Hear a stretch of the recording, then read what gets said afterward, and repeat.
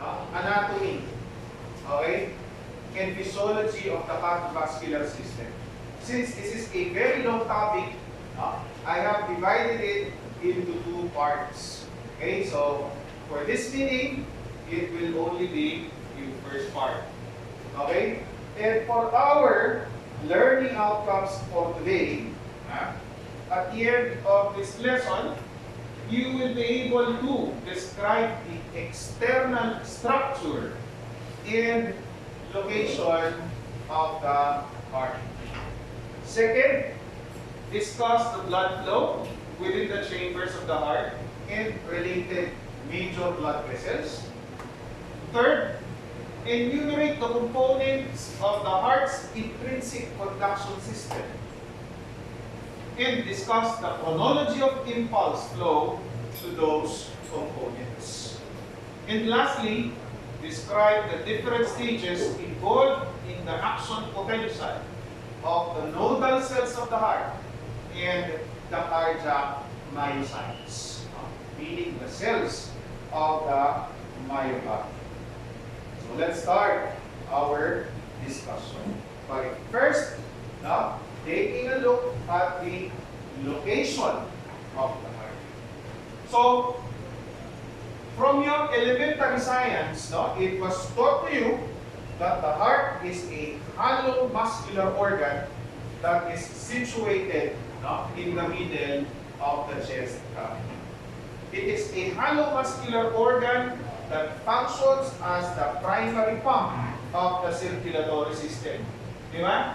It pumps blood in order to generate blood pressure. Diba? Yung ating normal blood pressure na 120/80 is generated by the continuous beating of the heart. Now, the exact location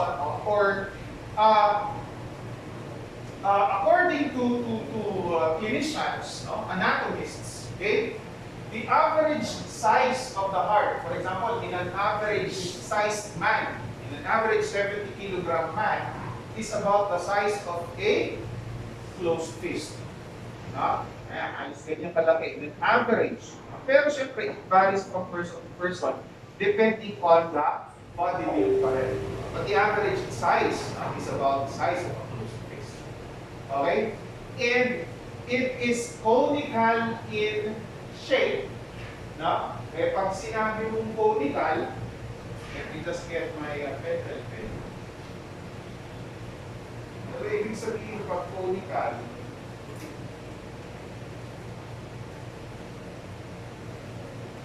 wala pa yata ang critical pen. Okay, anyway. Anong ibig sabihin pag conical? It's shaped like a cone, meaning it has a base, diba? And it has an apex. But if you look at this cone, yung position of the heart, if you look at the position of the cone, it's like it's lying on its side. Diba? Yung cone nakatumba. Kasi nandito yung base, nandito yung apex. And because of that, the apex of the heart is pointing towards which side of the body? Left side. Very good. Diba? Left side and somewhat downward and somewhat forward. To the left, downward, and forward. Okay, that is the exact location of the apex. Okay? Now, ngayon, the heart is situated within the mass of tissue in the middle of the chest that we call, pakibasa nga, ang malakas, mediastinum. It's pronounced as mediastinum. Okay? The mediastinum is a mass of tissue. Okay? It's a mass of tissue that is composed not only of the heart, but also associated tissues. What are those? The ovary of the heart, which is the pericardium. Yung ovary ng heart, which is the pericardium. the associated blood vessels with the heart, kasama din sa mid-justin yun. Ano pa? The trachea and also the esophagus. Okay? Yun na magkakasama sa mediastinum. As a result, the mediastinum serves as a median partition, a middle partition that separates the thoracic cavity into left and right cavities. Because of the presence of the mediastinum, okay, the left and right cavities of the thorax are independent from each other. Okay? Ibig sabihin, yung hangin na nasa kaliwa, hindi is independent doon sa hangin na nasa kanan. Nakukuha niyo yung point? Kasi di ba may hangin sa loob yan, andyan yung lungs natin. Because of the presence of the mediastinum. Maliwanag ba? So therefore, if there will be a problem in the intrathoracic pressure on the left side, alin mga cases na there will be problems in the intrathoracic pressure. In cases of stab wounds on the chest, sinaksak sa chest. Pagka nasaksak sa chest, stab wound, di ba? Tapos sinugot yun, there will be now an imbalance in the intrathoracic pressure on that side of the chest. But that imbalance will just be confined on that side. Because yung hangin sa kabilang side is independent from the other side because of that median partition called the mediastinum. Did you get it? Okay? Now, so let us continue. So we have mentioned, okay, that the heart is enclosed within a covering. Within the mediastinum, it is covered by a sac, cardiac sac, that we call the pericardium. Pericardium. Okay? And the pericardium, kung makikita nyo, this is a large view of the pericardium. Kung makikita nyo, it has how many layers? If this is the wall of the heart, already, diba, yan yung myocardium. Ito ngayon yung pericardium. Okay? Ayan ang pericardium mo. So, what are those? You have your fibrous pericardium at saka yung iyong serous pericardium. Fibrous and serous pericardium. Two main layers. Fibrous as the outer layer. Ayan ang picture nyo. Ayan. And then serous as the inner layer. What is the difference between the term fibrous and serous? Sabihin nyo, ano pagkakaiba nun? Anyone? What comes into mind? Pag sinabing fibrous, what comes into mind? Pag sinabing serous. Fibrous, maraming fibers yun. Meaning, it is made up mainly of connective tissue. The fibrous pericardium is made up of connective tissue. That outer covering of the heart is made up of connective tissue. Okay? And what is the main function of that? Having said that, connective tissue. To connect, meaning it anchors the heart to the surrounding organs of the mediastinum. Ano mga kasama niya po sa mediastinum?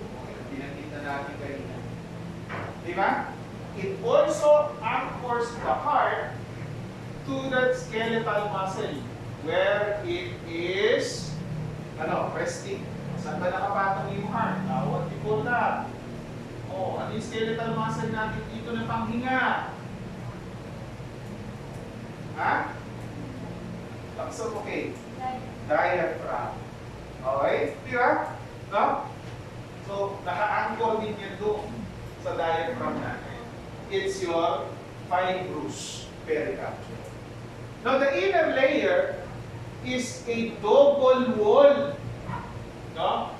Serous pericardium. So, makikita nyo, yung serous pericardium, dalawang wall siya or double layer. Kaya makita nyo, ayan. Yung kulay pink, double layer. What do you mean by serous? Ibig sabihin ng serous? Ha? Ano ibig sabihin na? Pertaining to a fluid. Tubig. Ha? Bakit? Because the serous pericardium, okay, contains a fluid. Your pericardial fluid. So therefore, if you will look at the serous pericardium surrounding the heart, this very dark outline, no? Yung very dark outline na yan, represents the pericardial fluid contained within the serous pericardium. What do you think is the main purpose of that fluid? On average, in an average person, it's around 15 to 20 ml. What's the main purpose, do you think? Meron palang tubig na nakaano siya. Nakahigod siya. What do you think is the main purpose of that? Of the pericardial fluid? Ano sa tingin nyo? Any idea? To avoid friction of which layers? Of the two layers of the serous pericardium. Di ba? Iniiwasan yung friction. Because, bakit nagkakaroon ng friction? You have to remember that the heart is continuously beating. Di ba? And during that continuous pumping action of the heart, there is this tendency for the serous pericardium, no? Yung dalawang layers niya to rub on each other and produce friction. Okay? So, tama yung sinabi ni din. No? It minimizes friction between the two layers of the serous pericardium. And aside from that, okay, it also cushions the heart from external trauma. Di ba? Kasi meron kang parang tubig eh. No? Siyempre malambot yun, di ba? Na nakapaligid sa heart mo. And by the way, those two layers of the pericardium, specifically of the serous pericardium, no? May pangalan niya. Ha? The outer layer, this one, the outer layer of the serous pericardium is called parietal pericardium. Parietal. While the inner layer, the one that is adherent, no, to the surface of the heart itself, is visceral pericardium. Parietal, then visceral. What are the two main layers of the serous pericardium? Parietal and the visceral pericardium. So kapag may pasyente na nasaksak, for example, ang daplisay sa puso, anong layer ng pericardium yung muna mahihiwa? Fibrous muna. Diba? Anong kasunod doon? Ng fibrous? Parietal. Then, visceral. Nahuwa, kasi yun ang pagkakasunod-sunod niya. Maliwanag ka? Okay. Ngayon, so as we have said earlier, the normal amount averages around 15 to 20 milliliters. That's the normal amount of pericardial fluid. But in cases of inflammation of the pericardium, inflammation, tatapos sa itis. Diba? So it's called pericarditis. Diba? So in cases of pericarditis, okay, there can be excessive production of pericardial fluid. Okay? Just like in the joint, diba? Just like in our joints, if there is excessive production of synovial fluid, we call it, diba, joint effusion. Magkakain yung joint effusion. If it's sa heart, pericardio, you simply call it pericardial effusion. So that's one of the clinical sequelae of pericarditis. It can lead to pericardial effusion. Maliwanag ba? Okay, not only pericarditis, even that condition that we have said earlier, if you stab wound on the chest, tumaglis sa heart na gano'n, then, syempre, di ba, there will also be inflammatory reaction. Pag tinamaan mo yung pericardium, there will also be pericarditis din, pericardial effusion. Or worse, bleeding inside the pericardial space, which will lead now to an increased pressure within that pericardial cavity. Di ba? Madami yung fluid niya. So, mag-i-increase ngayon yung pressure inside the pericardial cavity. Now, what would be the consequence of that? Imagine this sac surrounding the heart continuously accumulating fluid and increasing pressure. What do you think will happen to the heart? The heart will be compressed. Di ba? Because of that increasing inward force created by that increasing pericardial pressure. And that compression of the heart will lead to difficulty in the pumping action of the heart. Okay? In that condition, when the pumping action of the heart is already affected by pericardial effusion, that is another clinical condition. It's called cardiac tamponade. Tagalog na Tagalog. Tamponade. Lagyan nyo lang ng I sa dulo. Tampo. Tampo. Tapos nad. Tamponade. As in letter D. As in delta. Lagyan nyo lang ng I sa dulo. Parang tamponade. But it's pronounced as tamponade. Maliwanag? Okay? Yun ngayon, yung serious complication. Pericarditis, hindi pa masyadong serious yun. But if it leads to cardiac tamponade already, it's already a life-threatening condition. Okay? Delikado na yan. It needs immediate medical attention. Okay? Okay na kailangan. Yes. Okay? No? So kung nanonood kayo nung madalas paano yan sa yung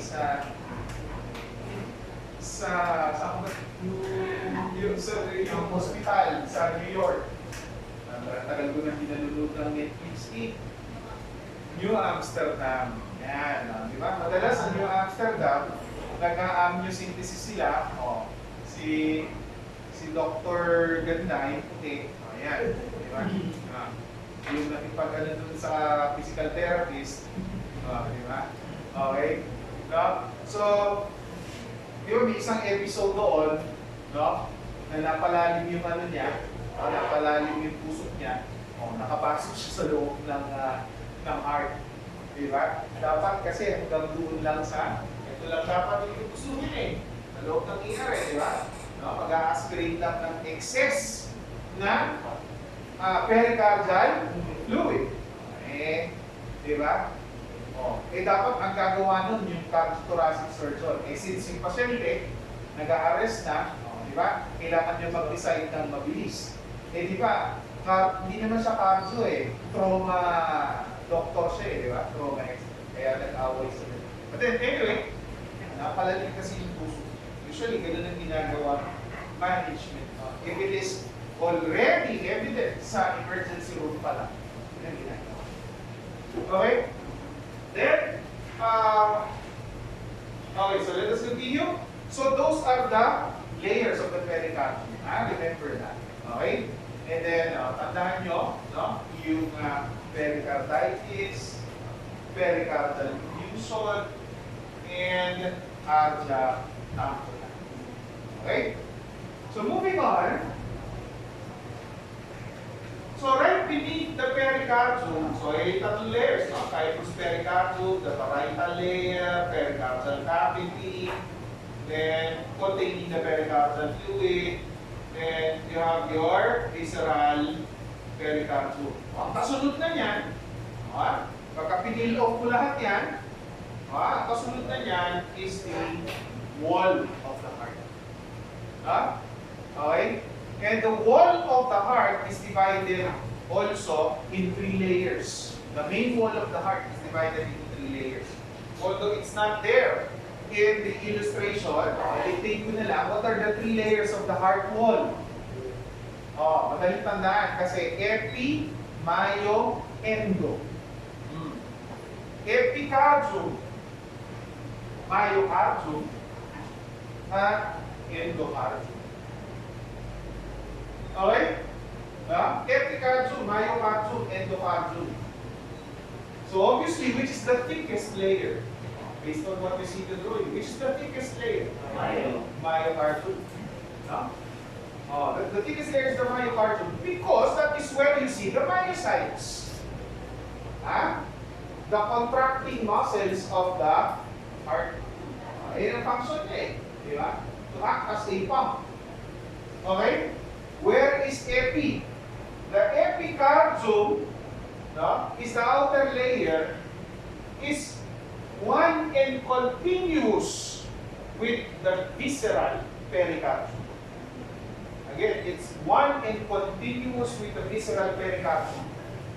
That's why when you do cross-referencing, especially those textbooks in physical therapy proper, in tatlo, that we have, that I have told you earlier, when you look at the label of the heart, yung label ng mga layers na yun, iisa yung label ng visceral, pericardium, and the epicardium. So do not be confused. Yun din yun. Then, inside, after the myocardium, inside you have the endocardium. The inner layer, the inner layer of the heart that is continuous with the inner lining also of the blood vessels connected to the heart. Maliwanag? Okay?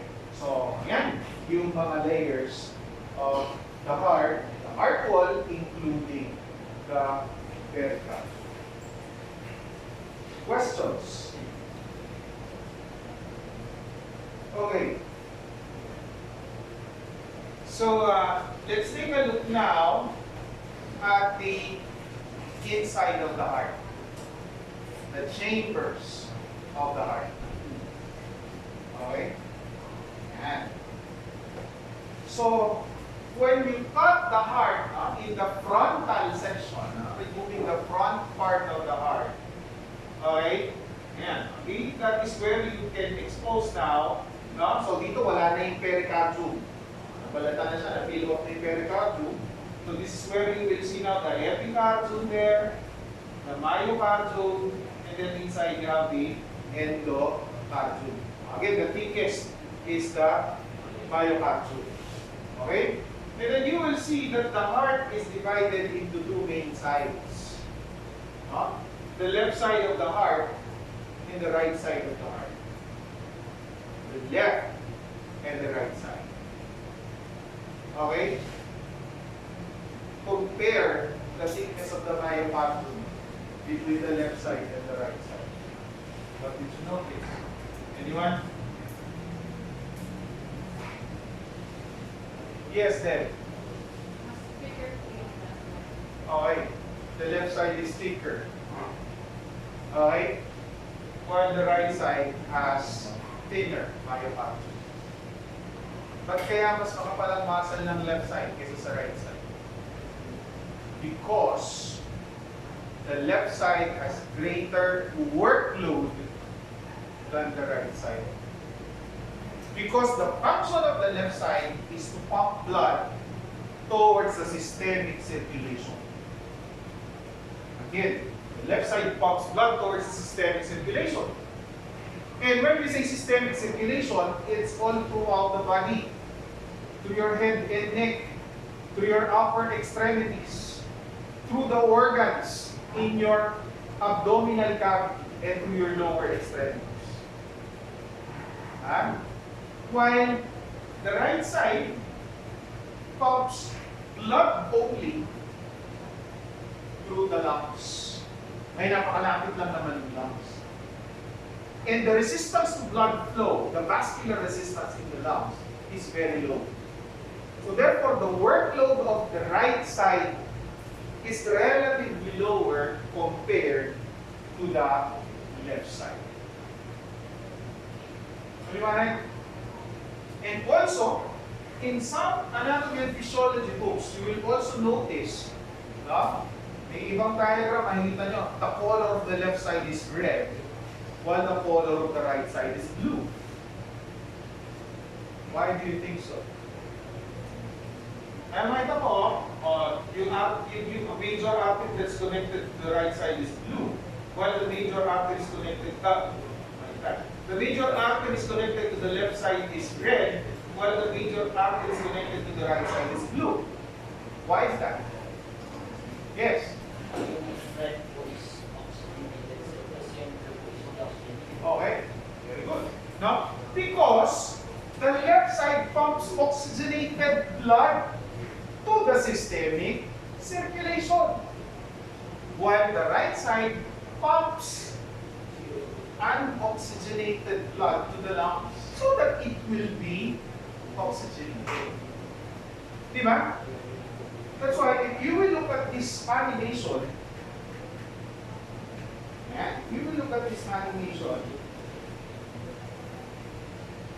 ayaw mag-play. Tayo mag-play. Teka lang. Bago may paniya. Yan. Okay. If you look at this animation, this represents the two sides of the heart pumping blood to their corresponding parts of the body. The left side of the heart pumps blood to the systemic circuit, while the right side of the heart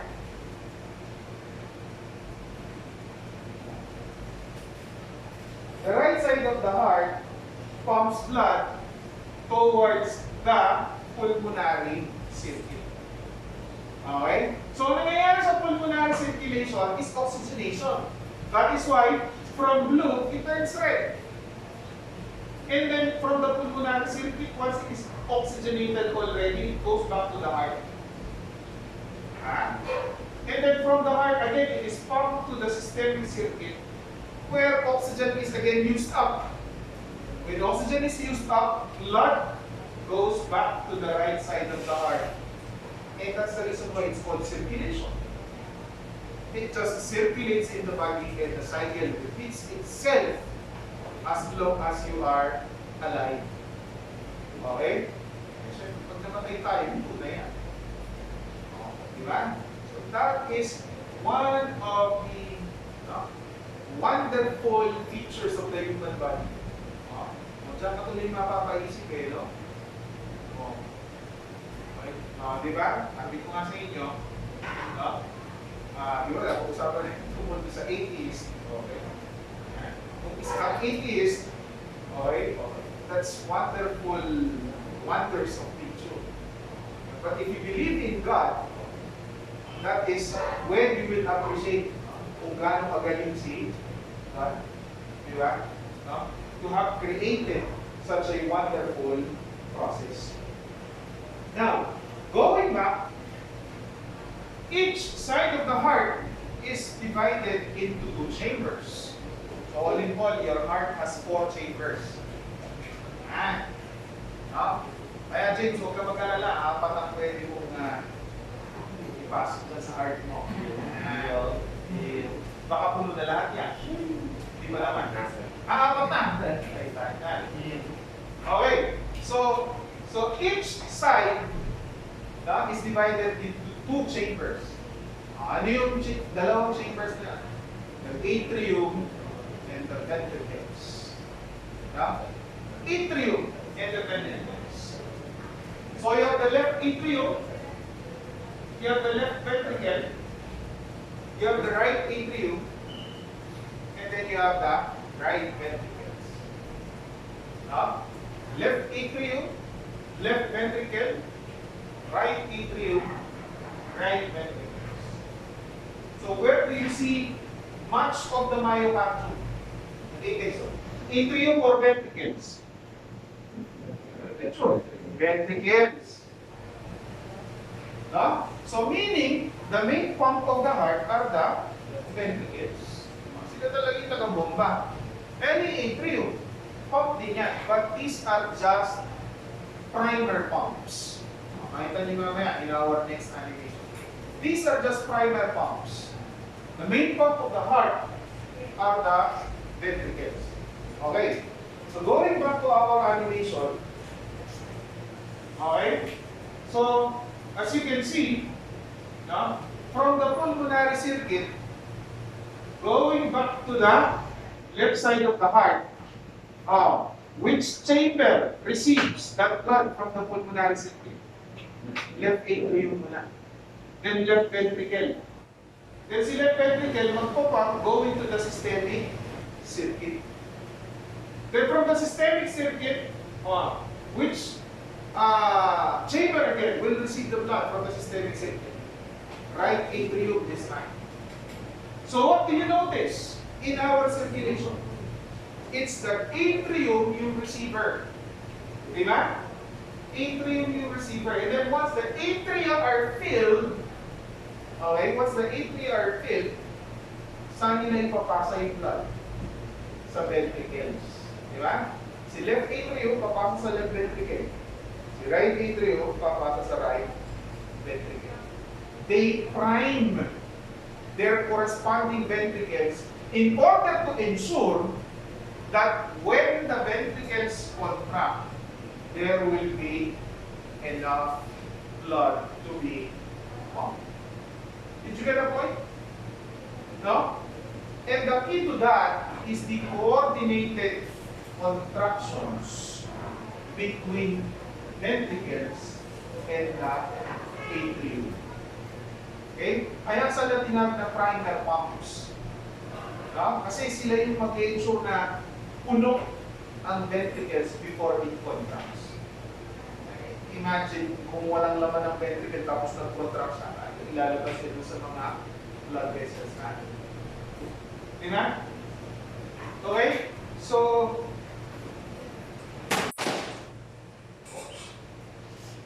okay. So, yun yan sa JC.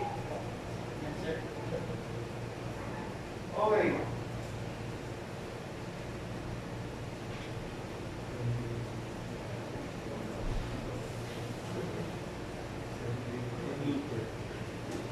Matibay ba yan? Actually, ito, ano ito eh. Nakailang bagsak na rin ito eh. Kaya subuko na ito na matibay. Pero may crack na siya dito. Ay, hindi matibay na kaloob. Wag. Subuko na, pero ayoko na subukan. Okay. Ay, wala. Pero kung animated dito.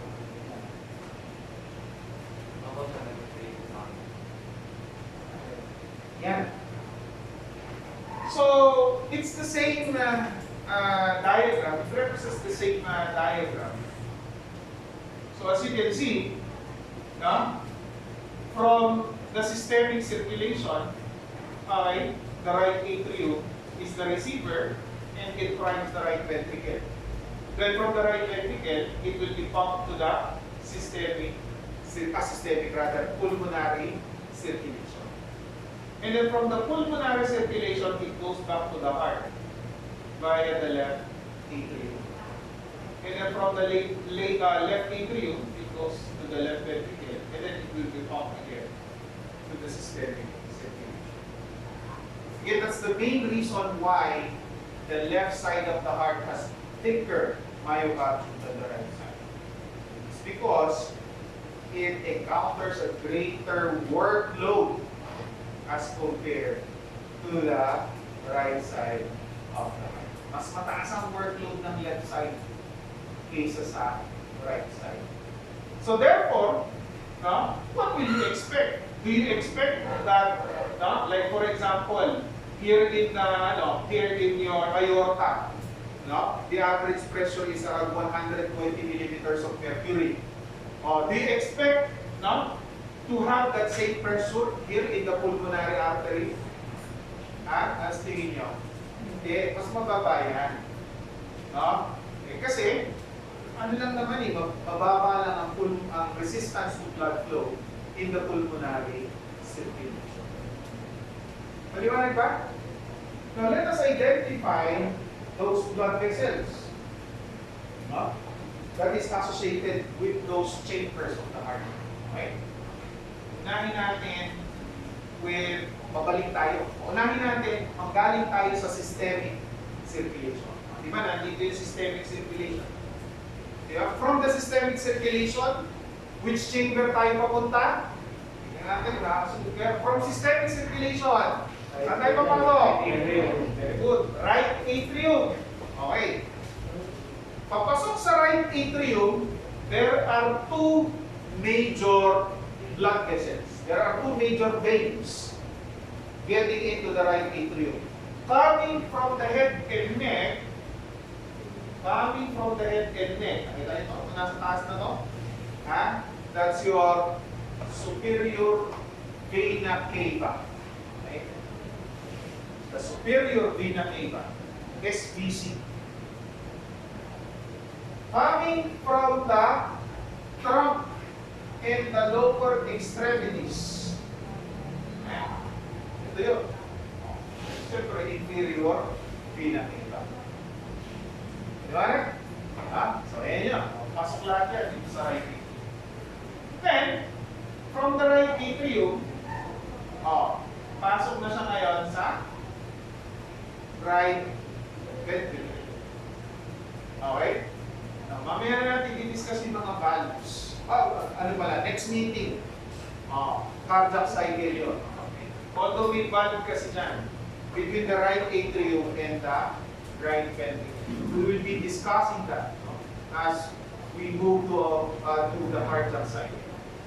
So from the right atrium, right ventricle, then pulmonary trunk.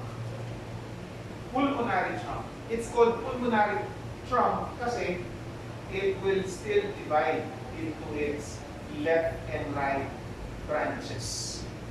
Pulmonary papunta sa lungs, di ba? May dalawang lungs, left and right. So therefore, it will divide into the left and right pulmonary arteries. The left and right pulmonary arteries going into the left and right lungs. Now, what happens in the lungs? Again, it is oxygenated. That's why it changes in color from blue to red. Now, from the lungs, it goes back to the heart. Di ba? Via, hindi pala kita dito. Via, nasa likod kasi, hindi ko pala naisama. Anyway, nasa likod yun. Nasa likod ng left atrium, it will go back to the left atrium via the, kita niyo yung butas na to? Yan yung butas nila eh. Apat yan.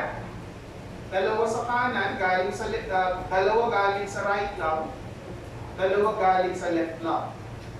These are your pulmonary veins. Via the pulmonary veins. Two coming from the left and two coming from the right. Ito opening na to, these are your pulmonary veins. Then from your pulmonary veins, going into the left atrium. Then from the left atrium to your left ventricle. And then from the left ventricle to your aorta. This is your aorta. and then going into the systemic circulation. Di ba balik lang din yan sa heart? From the systemic circulation, it will just go back to the heart. Did you get the point? Okay? Yes. Right ventricle, then pulmonary trunk. Yan. Then, mahati. Yan. Right and left pulmonary arteries. You should be able to trace the circulation kahit saan magsimula. Halimbawa, let's say for example, I ask you to trace the circulation. Starting from the left ventricle, you should be able to trace that until you go back to the left ventricle. I ask you to trace, for example, from the right atrium. So dapat alam mo yung tracing kung saan dadaan until you go back to the right atrium. Whatever the starting point is, dapat alam nyo how to trace that. And as I've said earlier, madadagdagan pa yan. Because next meeting, we will include the valves. O ibig sabihin, before you can transfer from the right atrium to the right ventricle, may gateway yan may valve yan. So madadagdag pa yan. So, for now, hindi muna natin siya isasama. Maliwanag pa. Sama sa quiz next meeting yan, yung tracing of the blood flow. Okay? So this animation actually summarizes our discussion of tracing the blood flow within the heart. Same as this animation.